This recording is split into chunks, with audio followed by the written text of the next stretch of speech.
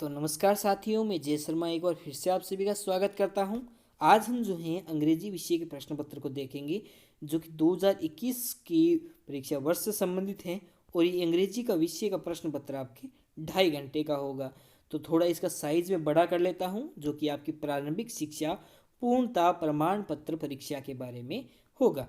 तो देखिए क्या कहता है ये प्रश्न। इसमें सबसे पहले आपको मिलेगा एक पैसेज, और इस पैसेज को आपको रीड करना होगा बहुत ही आसान तरीके से, सरलता से करते हुए। इसके नीचे जो आंसर प्रश्न दिए गए हैं, क्वेश्चन दिए गए हैं, उनको आपको आसानी से उनके आंसर जो आपको देने होंगे। आप इनको जो है आराम से पढ़ लीजिएगा और इनके आंसर दे दीजिएगा। लेकिन पूर्णतः यह नहीं होगा कि मैंने जो यहाँ पैसेज दिया है वही पैसेज आपको मिलेगा। ठीक है, तो इस प्रकार से आपको ये प्रश्न करने हैं। उसके बाद में क्या दे रखा है कि read the following stanza and answer the question given below. 2 into 2 marks की ये होगी। तो इसमें क्या है कि स्टेंजा को आराम से पढ़ते हुए इसके नीचे देना है। दिस पोएम है बी टेकन फ्रॉम, ये मैंने आपको याद करवाया था, तो वो याद कर लीजिएगा, सारों में आपके काम आएगा, क्योंकि ये तो क्वेश्चन आना ही आना है। I love this rise a summer morn when the birds sing in the every tree. The distant huntman wind his horn, and the skylark his sing with me. हाँ ना, तो इसका जो है स्टेंजा को पढ़ना है। स्टेंजा को पढ़ने के पश्चात जो है आपको इसका जो है क्वेश्चन भी दिए हुए हैं।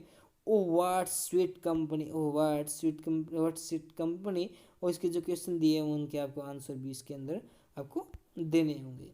चलिए बढ़ते हैं अगले प्रश्न की तरफ। अगला प्रश्न क्या कह रहा है कि answer the following question. Answer the following question. What did the author find in junk shop. Junk shop के अंदर उसने क्या फाइंड किया था वो आपको बताना है। ये पार्ट का नाम दे रखा है नीचे, उस पार्ट के अनुसार ये आपको ये जो उत्तर देने हैं।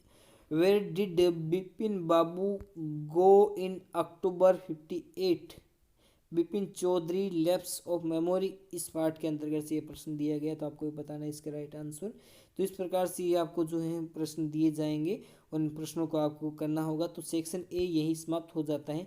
उसके पश्चात आता है section B. Section B lexical and structural item इसके अंदर होते हैं, और इसमें आपको क्या करना है ये भी आपको बता रहे। Draw in draw a table in your answer sheet and write the alphabet and correct answer for the question। तो ये अल्फ़ाबेट के जो ये क्वेश्चन जो है इनको देना है अल्फ़ाबेट में 11 से लेकर 21 तक के प्रश्न है। ऐसी जो सारणी आप अपने अंदर कॉपी के अंदर बना लीजिएगा। ठीक है, तो ऐसी सारणी सारे सब्जेक्ट के अंदर बना लीजिएगा, क्योंकि वो एबीसीडी वाले प्रश्न तो आपको सारों में ही मिलने वाले हैं। तो क्या क्या है एबीसीडी वाले प्रश्न वो आप देख लीजिएगा। एबीसीडी वाले कुछ प्रश्न आपको मिलेंगे, और इनके एबीसीडी वाले जो आपको ऐसी सारणी बना के उनके अंदर आपको जो है लिख देने हैं। ठीक है, अब 23वां प्रश्न क्या कहता है आपसे, change the following sentence to direct in brackets, है ना, डायरेक्टेड इन ब्रैक्ट्स। यहाँ दिए हुए हैं, इनको इस वॉइस में जो चेंज करना है, इसको पैसिव वॉइस में चेंज करना है, इसको इनडायरेक्ट स्पीच में चेंज करना है। तो आराम से आप इनको चेंज कर दीजिएगा। उसके बाद साथ Ram said to me I like this story, indirect speech में चेंज करना है। उसके पश्चात सेक्शन सी स्टार्ट हो जाता है, जो कि राइटिंग का सेक्शन है।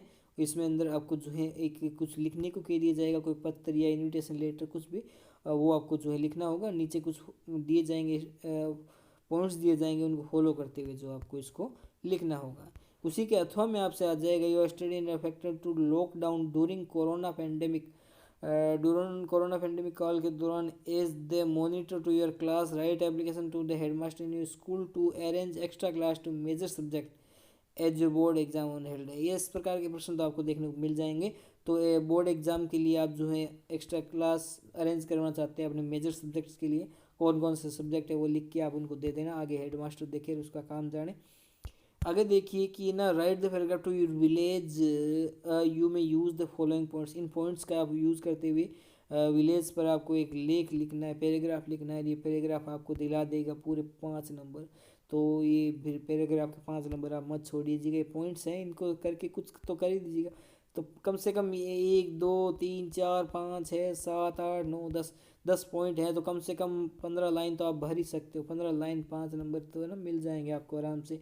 टेंशन करने की कोई भी ज़रूरत नहीं है। उसके बाद इसी के अथवा में आपको देखिए, अथवा में दिया हुआ है, अथवा में इसी के अथवा में दिया हुआ है। अथवा में आपको क्या पूछा है, make a story following the flow chart. ये जो फ्लो चार्ट आपको दिया हुआ है इसको देखते हुए आपको एक स्टोरी जो है बनानी है। स्टोरी आप इस फ्लो चार्ट को देखते हुए बना दीजिएगा, ठीक है। इस प्रकार से फ्लो चार्ट आपको दिखेगा, फिर एक स्टोरी बनानी है, अब इसको जो है बना दीजिएगा। ये आपको बोर्ड पर जो है आसानी से समझाई गई थी।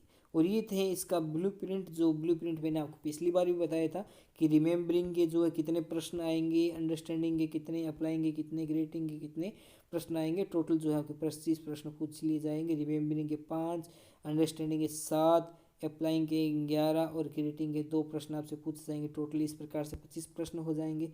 और इसी प्रकार के लेक्सिकल आइटम के इतने, स्ट्रक्चरल आइटम के प्रश्न पूछ लिए जाएंगे। राइटिंग के कितने होंगे, कितने प्रतिशत होंगे, आपके अंक भार क्या होगा, इस प्रकार से आपसे इन प्रश्नों को भी दे दिया जाएगा, ठीक है। तो आज तक के लिए इतना ही, अगली बार फिर से मिलते हैं। और ये अति लघुरात्मक लघुरात्मक तो आपको मैंने बता ही दी थी, वैसे मैंने ब्लूप्रिंट पहले बता दिया था आपको, तो अभी इसको डिस्कस करने की कोई आवश्यकता नहीं है। तो आज तक के लिए इतना ही। और बेस्ट पार्ट आपका जो कमेंट बॉक्स में आप लिख दीजिएगा, कुछ भी पूछना हो तो आप कमेंट बॉक्स में हमसे पूछ सकते हैं। इनको पहले आप स्वयं हल करने की कोशिश कीजिएगा, और एक स्टेंजा को आप कैसे सोल्व कर सकते हैं वो आप ज़रूर से घर से याद करके जाइएगा, क्योंकि स्टेंजा तो पक्का आएगा ही आएगा। और कोई भी एक एप्लीकेशन आप अच्छी याद करके जाइएगा, वो भी जो आपके काम आएगी। यदि आप जो पूछा है एग्ज़ाम के अंदर वो नहीं आते हैं, तो कम से कम आपको जो याद है वो तो आप कम से कम लिख के आओ ना। तो मेरे जैसे टीचर जो है नंबर दे देते हैं, फेल नहीं करते ना।